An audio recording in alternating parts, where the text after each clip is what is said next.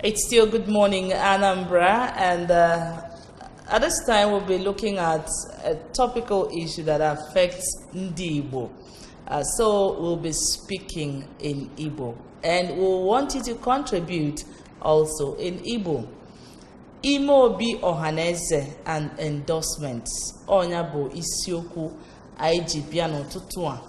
Anyị nwekwalụ ndị bụ ezigbote ndị Igbo anyị nọ ha nọ ga-enye aka wee nebanye anya n'isiokwu a nke anyị ji wee bịa n'ụtụtụ a. Onye mbụ bụ Prọfesọ Ifeanyi Ezeakụ, ezigbote nwaafọ Igbo, bụkwala onye nkuzi na nnukwu ụlọ akwụkwọ Paul University nke dị n'Ọkeba. Anyị na-asị gị nnọọ. Ndewo ndị Igbo. Anyị nwekwalụ Ichie Damian Okeke Ogene. Ichie Damian Okeke Ogene bụ onye isi ndị Ohaneze ndị Igbo na ngalaba nke Anambra. Anyị na-asị gị nnọọ rinne. Ya ụmụnne m ka anyị nọrọ ya. Ọ dị mma onye ọbụla na-enye anyị anya na ihe gbasara media ma ọ bụ na nke a na-akpọ social media ga-aghọta na enwelu nzukọ emelụ n'izuụka gara aga ụbọchị bụrụ ma Tọzdee, ebe a nọ wee tụgharịa uche wee kwuo ọtụtụ ihe ma nwekwa ndị kwukwalụ ihe ndị ọzọ. Ọnya ka anyị chọ ka anyị doo anya n'ụtụtụ a ka anyị mata kene ichie ka anyị bido kene n'ịghọtagodo ihe bụ Imeobi Ohaneze ndị Igbo, maka na ọtụtụ n'ime anyị ihe anyị ma bụ Ohaneze ndị Igbo. Ngwa ka anyị bido ebe ahụ ichie. Ohaneze ndị Igbo nwere ngalaba gasị. Nke izi bụ enwere Ohaneze na local gọọmenti nwee na steeti. Ịbịa na ọgbakọzi enwere Ohaneze National Executive. Mana ndị bụ ojecha ọgwụ na imebi iwu Ohaneze ma ife dị ka ife ndị iwe na-akpọ policy statement bụ Imeobi ka a na-akpọ ha. And Imeobi ahụ ọ bụrụ all members of the executive, national executive, member of Imeobi. Imeobi ọ dị statutory, o nwere ndị dị emewere maka ịnọ na ya, ndị ekepụrụ ya. Ife dị ka governors ndị Kana South, ndị lụchagoro, ụfọdụ ndị ministers, ụfọdụ ndị gbagonitere n'ọkwa n'amị, ụfọdụ ndị eze ọdịnala bụ ndị gbagonitere. Steeti ọbụla nwere maka nwere one ha ketere na ya. Mgbe mbụ mpuke ka a na-akpọ ya, ma kịta a na-akpọzi Imeobi. Nyahụ n'ebe ahụ bụ ojecha ọgwụ. Ọ bụrụgodo akwụkwọ iwu ka ndị Ohaneze na-eme, imecha ya na NEC, ị ga-ebujekwara ya ndị Imeobi. Ha nebata ya anya kụzie na ọ dị mmụọ ha ga-agbakwa onye isi. Nke a pụtara na nzukọ ọbụla ha kpọ bụ nke ndị bekee na-akpọ special. Imeobi adịghị anọ mgbe niile. Imeobi adịghị anọkarị ife dị ka ugboro na-abụ ma ofu ugboro n'ahụ.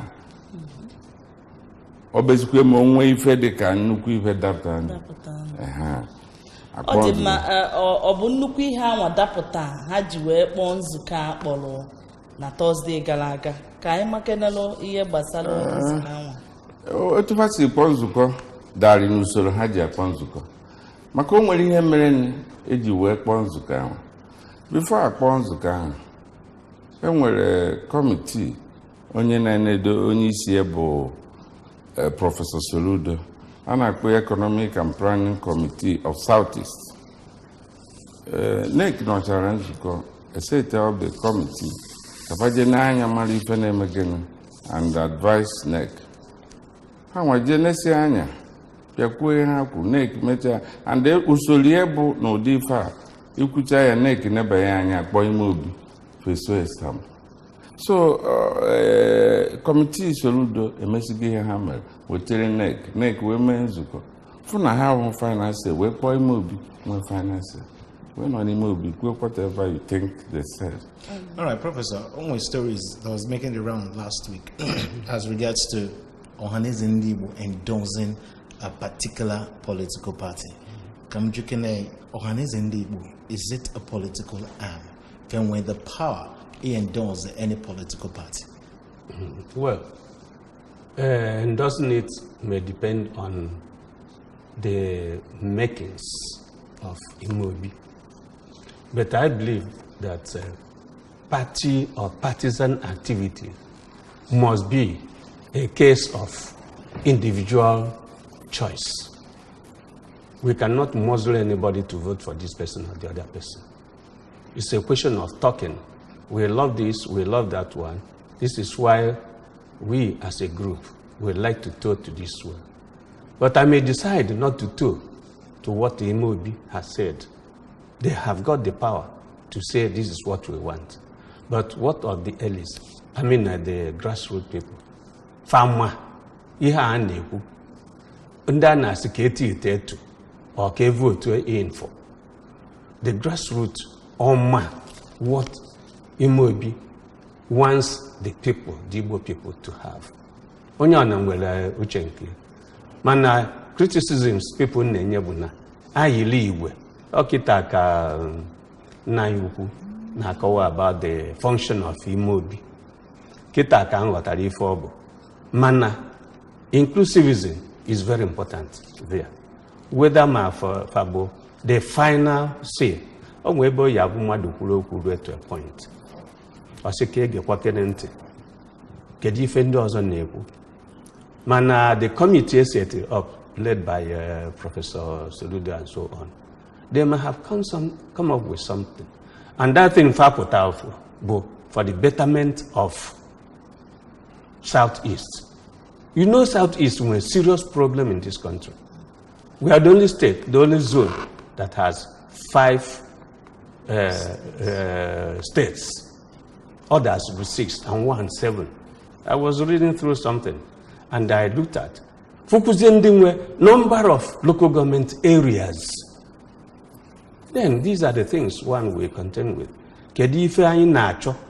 Ọ bụ ka anyị nwee 6 ka ibe anyị nwe, ka ọ ka anyị nwee number of local governments ibe anyị nwe, ka ọ bụ ka alụọla anyị ife etu esi elu ndọ, ka ọ ka echeta anyị nwa ma na-eke ọrụ. Anyị amụrụ which because all these political parties are pregnant women. Mana ịchịkọta ajụjụ a o kwesịrị ekwesị dịka o si jụ na ha nwere ike isi ngwa ka anyị soro otu a. Well, that's what I mean. Okay. Unless maybe a dictatorship arrangement. I say everybody. Ịchọkwa anyị aka nkọwara. Ịma ife gbasara okwu endorsement a. Ọ ga-adị mma ka ndị Igbo na-enye ka ife mebigoro mbụ ka ife na-eme kịta. Ka m bido n'oge nke MPN. Ohaneze endorse MPN. Kwarizik na-azụ election oge a. Kwa the same MPN Ohaneze mere endorse because na-ekwu eme nọ nye onye nkapa onye agha na nwanne. The same MPN mechara gaa into alliance with the NPP and we got more things. Politics had abụkwa n'ofu ụzọ. I respect the stand of the government of Anambra State and they equally respect the stand of Ohaneze. Because the Ohaneze has said, the government has said, and if it works towards the government side, we are there. If it works towards Ohaneze side, we are there. And I will tell you, Ogi came down as well election under Apuga as a presidential candidate. The time Justice also be president of Ohaneze. Imeobi the same way. We endorsed Apuga presidential candidate as a candidate in the Igbo gas support. I, Mwaneba, was given a letter to go to US 2002 with Victor May and others. They were there against the sitting governor of Anambra State, who is on NPP. We now went to World Igbo Congress in Houston 2002. I presented the letter there that Ohaneze has mandated us to come here and inform people. Now he may endorse Ikemba and his team. And that's what formed the basis of Ndi Buisosi. We know we will not win the presidency, but we have to form a position of negotiation. Then after Ikemba, we came back. And who gave the election ever? Igbo voted for Ikemba based on the Apuga, based on this. And they fought back and get it back. Then now get Jonathan. I'm telling you, series of endorsements. We waited. onye Anioma. He endorsed Jonathan because that's no one can know a better Azikiwe Jonathan. Then after Uweche, time of Igaliwe, he endorsed Jonathan again against the same government number. So this time around, what I say about endorsement, like here in Anambra, Mbriana Ecuador, second tenure, the current governor of Anambra State, I started to organize a rally and invited me as president of Ohaneze, and I'm the chairman of that occasion, Imeobi Square. And rightly there, the tape is there. I endorsed Governor Obiano as the governor candidate for Ohaneze, for Ndibu, because he's doing well. When I personally, on behalf of Asatu, endorsed him. So you see, when you see a system working as at that time, you have to. There's no two government in, and I'm coming. So what I'm trying to So what I'm trying to tell you, Ndibu has been thinking of, and if you see the last summit here, first of all, I must give it to the government of Anambra State. Many of the Southeast governors, and we're going here, hosting of this summit on restructuring. It's only Obiano who take courage and hosted it in Imeobi Square. When we get this Imeobi declaration for restructuring, yes. No governor will say that. I must give it. If you talk about anybody who is more interested in Igbo cause, you must come to Obiano number one. That was the time I actually hosted Igbo Day. No governor in Southeast accepted. For some 1 year in office, Obiano, he bankrolled the hosting of Igbo Day here. And at the same time, he bankrolled, they all run away. So you must talk of men who are courageous. I respect him for that. When it comes to Igbo interest, Obiano ranks number one, the governor of Anambra State. Okay, so with all you've said, you've made a lot of sense. But Kainanya on the issue on ground, Keta, about Ohaneze Ndibu endorsing a particular candidate. This particular one, Fema Keta, or Demma, is it acceptable? Let me tell you, it is only when you are not a man and you can't live up to expectation. In a meeting I participated, from NEC level to Imeobi level, and from the restructuring in my own state summit, we accepted that any party that are interested in restructuring Nigeria, that will go with them, is there. And let me come to Osoludo report. He gave Ohaneze 3 options. His committees sat in Enugu, Abuja, Lagos, and he came back and submitted a report. I have 3 recommendations to Ohaneze. Wait, get the recommendation. 1, he said Ohaneze should remain neutral, their committee. 2, he said if it is on restructuring, coupled that Ohaneze and under Fanifere na Pandev na other groups, ethnic groups, that they can go with them and endorse. That's their committee report. Thirdly, that from their movement, that they find out the majority of the Igbos wanted to endorsement. So this pick one. Okay, now banana biko ka I bago do beledi mo onwelo vox pop ai jelo mekai wete ihe ndị mmadụ chelo maka isiokwu a anyị na nachite biko na unu apụkwana. They should come out. Let them take their stand so that we know where our vote will go to. So as far as I'm concerned, I'm happy for the endorsement.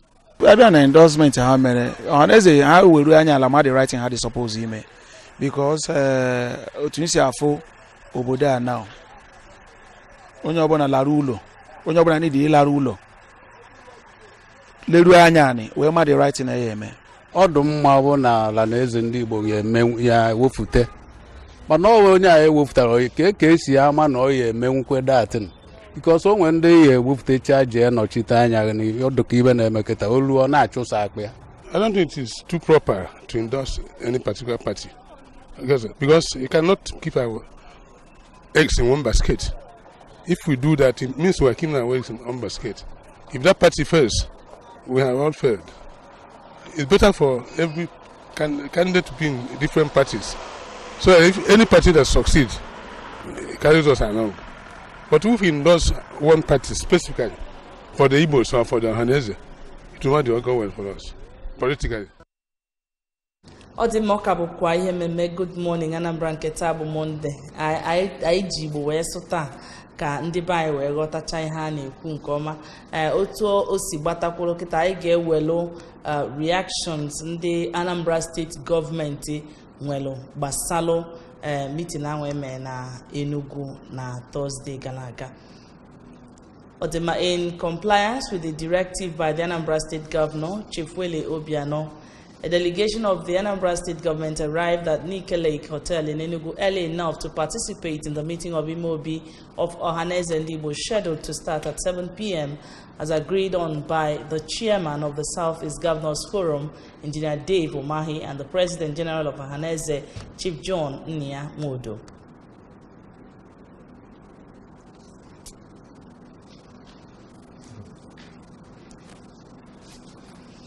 The delegation led by the Secretary to the Anambra State Government, Professor Solo Chukwulobelo, was surprised to learn that the meeting had been held earlier and lasted for a mere 30 minutes. The representative of the Ebonyi State Government, Dr. Eric Kelechi Igwe, who arrived at the venue before the time the meeting was scheduled to start, was also surprised that it had already taken place. The same goes for others like the Minister of Science and Technology, Dr. Obonaya Ono, and the Minister of Labor and Employment, Dr. Chris Ngige. We are indeed surprised that the Imeobi meeting could hold today of all days. We had expected Ohaneze leaders to participate actively in the commissioning ceremony of the 6th Mausoleum on Onitsha, Anambra State. The mausoleum, which was started by the General Sani Abacha government, We have read bits of the communique purportedly issued by the Ohaneze leadership. We regret that they do not reflect the position of the people and government of Anambra State.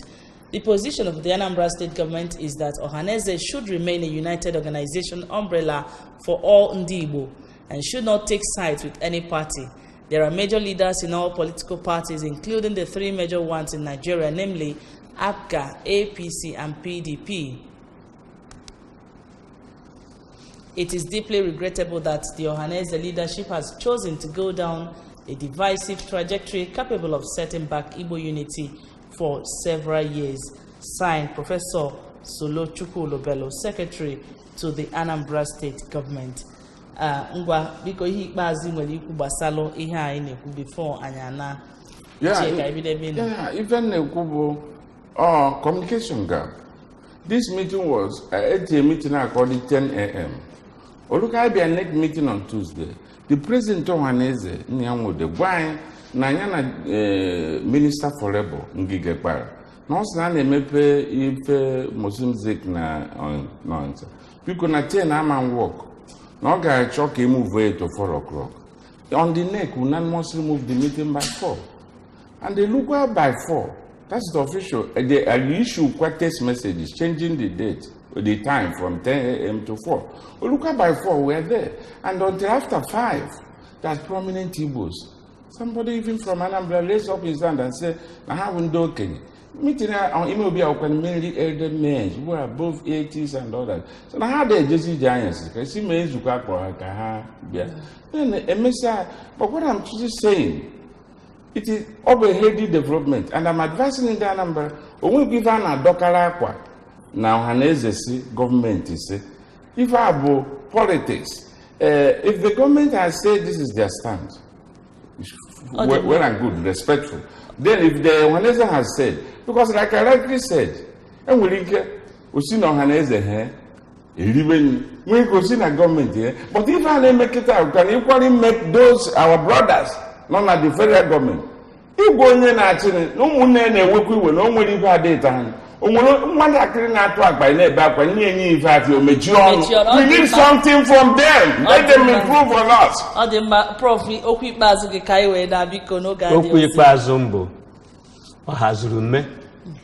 But the target of concept. Ndi Igbo ejiwe naga n'ife.